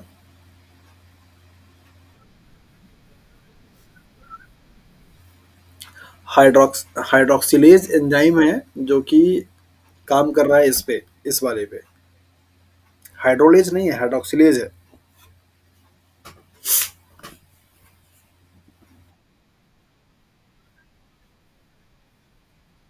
अरे भाई, हाइड्रोक्सिल हाइड्रोक्सिल ग्रुप है यहाँ पे, हाइड्रोक्सिल की बात कर रहा है, ओएच ग्रुप का बात हो रहा है यहाँ पे। देखिए यहाँ पे ओएच ग्रुप लगा है, यहाँ पे देखिए, दिखाई दिया। हाइड्रोलेज का काम होता है वाटर को स्पीड करना या वाटर को ऐड करना, हाइड्रोक्सिलेज का नहीं। हाइड्रोक्सिलेज का मतलब ओएच ग्रुप को। ओके, तो ये था आपका जेनेटिकल डिसऑर्डर के बारे में। अब हम लोग देखेंगे क्रोमोसोमल थ्योरी जो है आपकी इनहेरिटेंस की, उसके बारे में, जो कि सटन एंड बावेरी ने दिया था, प्रपोज किया था, और इन्होंने बताने, ये एक्चुअली थ्योरी दी की गई, पहले आप इसको समझ लीजिए। मेंडल ने जिस टाइम पे अपना काम किया था उस टाइम पे उनके ही जो पीयर रिव्यूअर्स थे, उनके ही काम को बहुत ज़्यादा अच्छे तरीके से तवज्जो नहीं दी है। उसके पीछे कारण कुछ इस तरीके से था कि मेंडल्स की एजुकेशनल बैकग्राउंड बहुत लो थी, और वो उतने अच्छे से फैमिली से बिलोंग नहीं करते थे। साइंटिफिक कम्युनिटी के मेंबर्स में कोई उनका लिंकअप नहीं था, और बहुत कम एज के थे। तो इन सब कारणों की वजह से उनके इतने बड़े काम को उस टाइम पे कोई रिकॉग्निशन नहीं मिली। जो भी उनके कंटेम्प्रेरी थे और उनके जो पीयर सहपाठी थे, उन्होंने, उन सब लोगों ने इनके काम को कोई भी रिकॉग्निशन नहीं दिया। उनके काम को बहुत सालों के बाद चल करके जब फिर से चीज़ें वही की गई और फाइंडिंग की गई, तब पता चला कि ये काम तो बहुत पहले हो चुका है, और इसी काम को हम लोग आज करके बता रहे हैं कि ये नया काम किया है। तो सटन एंड बॉवेरी ने क्या किया था कि जो भी मेंडल के स्टेटमेंट थे, मेंडल के टाइम पे ना जीन की डिस्कवरी हुई थी, ना ही एलील का डिस्कवरी हुआ था। उस टाइम पे वो लोग उसको फैक्टर के नाम से बोलते थे। तो उसी थ्योरी को, मतलब कि मेंडल के थ्योरी को ही सटन एंड बावेरी ने क्रोमोसोमल थ्योरी से लिंक करके पैरेललिज्म दिखाया था, मतलब कि समानता दिखाई थी, सिमिलरिटीज दिखाया था, कि मेंडल साहब जो डिस्कवर करके गए थे वो, और ये जो थ्योरी है आज के डेट में जो हम लोग कर रहे हैं, उनमें कितनी समानताएं हैं और क्या ये बात बोलती है, राइट। तो यहाँ पे फटाफट हम लोग देखेंगे क्रोमोसोमल थ्योरी जो है इंडियंस का, वो क्या बताती है। पहला पॉइंट तो आपका यही है कि सटन एंड बावेरी जो कि 1902 में दिए थे, और इसके की पॉइंट्स क्या क्या है। Mendelian factors are located on the chromosomes which show segregations and independent assortment at the time of a transmission from one generation to another generation। उन्होंने बताया कि मेंडल ने जिसको फैक्टर बोला था, जिसको क्या आज के डेट में हम लोग जीन बोलते हैं, वो फैक्टर या वो जीन आपका प्रेजेंट कहाँ पे होगा, दैट इज द क्रोमोसोम पे होगा। और ये जीन या फैक्टर जो होते हैं वो मेंडल के द्वारा सुझाए गए जो दो लॉ थे, that is the law of segregation and law of independent assortment. ये दोनों ही लॉ को क्या करते हैं, फॉलो करते हैं, जब कभी भी एक जनरेशन से नेक्स्ट जनरेशन में उनको ट्रांसफर होना होता है, राइट। सपोर्टिंग पॉइंट्स क्या क्या हैं, that is gametes are the bridge between the one generation to the next. Gamete जो सेल्स होती हैं वो पेरेंटल के, और इसके बाद जो आपका यंग वंस आपके बन रहे होते हैं उनके बीच का क्या होता है, लिंकेज होती है। दैट मीन्स यही वो सेल्स है जो कि यहाँ और यहाँ के बीच का लिंक करने का काम करता है।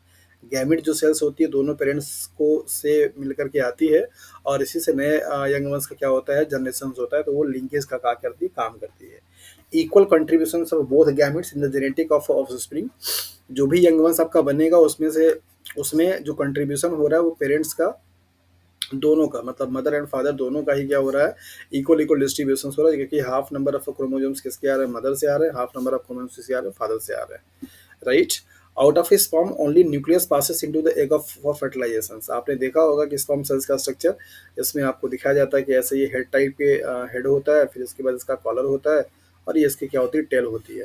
तो ये आपको बताया जा रहा है कि जो आपका ओवा सेल्स होती है, इसका सेल जो कि नॉन मोटाइल होती है और ये हैवी होती है, ये आपका क्या होता है, मोटाइल होता है, जिसके पास माइटोकॉन्ड्रिया ढेर सारा पाया जाता है। तो यही आपसे बोला जा रहा है कि ये जो पूरा आपका स्पर्म सेल्स होता है, इस स्पर्म सेल्स का पूरा सेल्स न जा करके सिर्फ न्यूक्लियस क्या करता है, यहाँ पे फीज करता है। तो एक न्यूक्लियस आपका इनका रहता है, एक न्यूक्लियस आपका इनका आ जाता है, तो इसलिए ये 2n न्यूक्लियस बन जाता है। तो आपने देखा होगा कि जाइगोट को हमेशा आप 2n से क्या करते हैं, रिप्रेजेंट करते हैं। तो जब न्यूक्लियस आएगा, तो न्यूक्लियस के अंदर में जो भी आपको क्रोमोसोम है वो भी क्या होता है, यहाँ पे मदर सेल्स मीन्स ओवा सेल्स में क्या करता है, इंटर कर जाता है। तो इस तरीके से फर्टिलाइजेशन हो जाएगी। तो फर्टिलाइजेशन के टाइम पे जो भी आपका स्पर्म सेल्स होता है, उस स्पर्म सेल्स का सिर्फ और सिर्फ न्यूक्लियस जो है आपका क्या करता है, इंटर करता है ओवा सेल्स में, न कि पूरा स्पर्म सेल्स। क्योंकि यहाँ पे साइटोप्लाज्म आपका एक ही रहेगा, बट न्यूक्लियस क्या होते हैं, आपके दो हो जाते हैं। और उस न्यूक्लियस से मतलब किसका, दैट इज द प्लॉइडी का, मीन्स क्रोमोसोम के नंबर का। तो n number of chromosomes mother के बॉडी से निकलने वाले ओवा सेल्स का, और n number of chromosomes sperm cells जो कि फीमेल कैंडिडेट से जाता है। तो ये आपको यहाँ पे स्टेटमेंट दिया गया। Nucleus contain chromatin which organise to form chromosome, ये फॉर्म है ना कि फ्रॉम है। ओके, सो यहाँ पे बताया जा रहा है कि ये जो न्यूक्लियस होता है उसमें क्रोमेटिन जो कि फाइबर के फॉर्म में होते हैं और एकदम थ्रेड लाइक स्ट्रक्चर्स, और जब कंडेंस होंगे, ऑर्गेनाइज होंगे, तो क्या बनाएंगे, क्रोमोसोम बना लेते हैं। There are two chromosomes of each type in individual, जिसको कि हम लोग आज के डेट में होमोलॉगस क्रोमोसोम के नाम से जानते हैं। सारे क्रोमोसोम का क्या होता है, पेयर होता है। मतलब एक किसी भी, चाहे आप जीन की बात करें, जैसे उन्होंने क्या बताया था, उन्होंने बताया था फैक्टर, और फैक्टर को बताया था कि उन्होंने एलिस मतलब बोला था कि वो पेयर के फॉर्म में होते हैं। तो वही चीज़ आज के डेट में भी है कि क्रोमोसोम भी जो होते हैं क्या होते हैं, पेयर के फॉर्म में होते हैं। तो क्रोमोसोम में पाए जाने वाले सारे जो जीन होंगे वो भी क्या होंगे, पेयर के फॉर्म में हो गए। और जीन को ही हम लोग क्या बोलते थे, दैट इज फैक्टर बोलते थे। तो मेंडल के काम से इस वाले काम में क्या है, सिमिलरिटीज है, यही वो बताना चाह रहे हैं।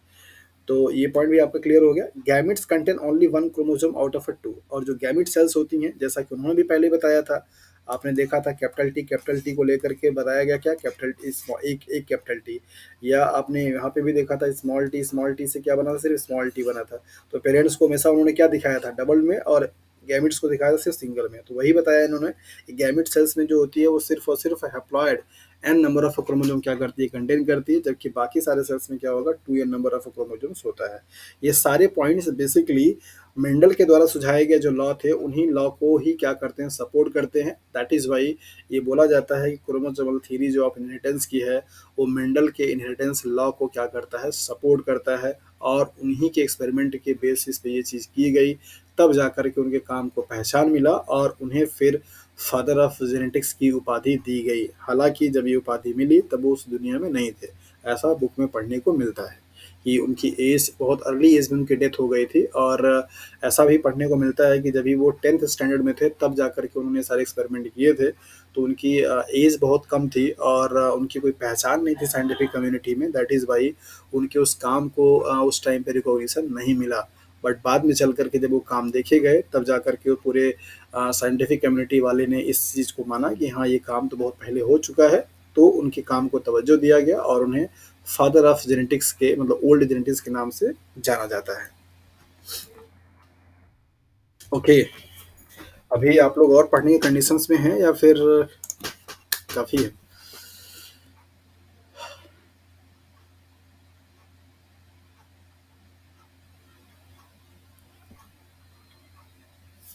चीज़ें समझ में कितनी आई, ये ज़्यादा इम्पोर्टेंट है। हाँ, मेंडल के टाइम पे दिए गए जो टर्म फैक्टर थे, आज के डेट में वो जीन है।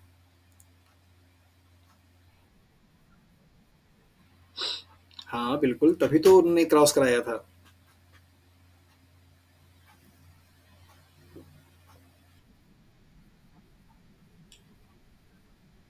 क्यों, आप क्रॉस जब कराते हैं तो वहाँ पे लिखा जाता है कि पेरेंटल है और ये गैमिट्स है, बुक में देखिए।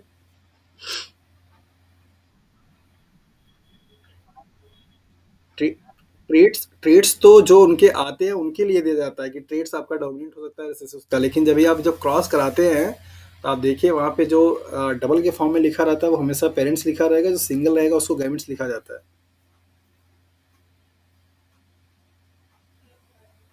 मेंडल के टाइम से पहले ही रिप्रोडक्शन की जो प्रोसेस थी, फर्टिलाइजेशन की जो प्रोसेस थी, वो आ चुकी थी। और इवन सबसे पहले फर्स्ट टाइम पे फर्टिलाइजेशन वर्ड जो था वो यूज जेनेटिक्स में ही किया गया, हाइब्रिडाइजेशन का और फर्टिलाइजेशन का, दोनों का। हाइब्रिडाइजेशन जो टर्म हम लोग केमिस्ट्री में यूज करते हैं वो एक्चुअली डिराइव की गई है बायोलॉजी से, उसी कॉन्सेप्ट को लेकर के वहाँ पे यूज किया गया। यहाँ पे हम लोग सीड्स को या गैमिट्स को कराते हैं, वहाँ पे ऑर्बिटल को कराया गया। ओके, पहले तो मैं ये जानना चाह रहा हूँ कि आज जितने भी टॉपिक डील किए गए हैं, चाहे वो आपका लिंकेज का कॉन्सेप्ट हो, चाहे आपके जेनेटिकल डिसऑर्डर में जो 4 डिजीज़ आपको पढ़ाए गए उनके न्यूमेरिकल्स को लेकर के है, या फिर अभी आपने जो पढ़ा क्रोमोसोमल की थ्योरी, इन सब को लेकर सबको क्लियरिटी है प्रॉपर तरीके का? ओके, तो आज बस करें या फिर अभी और कंटिन्यू करें?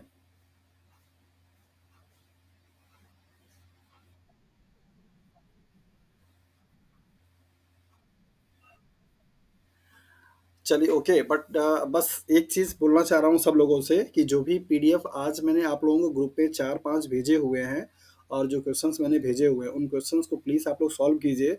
ये जो संडे आने वाला है, इस संडे को उन पेपर को हम लोग डिस्कस करेंगे, ठीक है? लाइव क्लास में। ओके?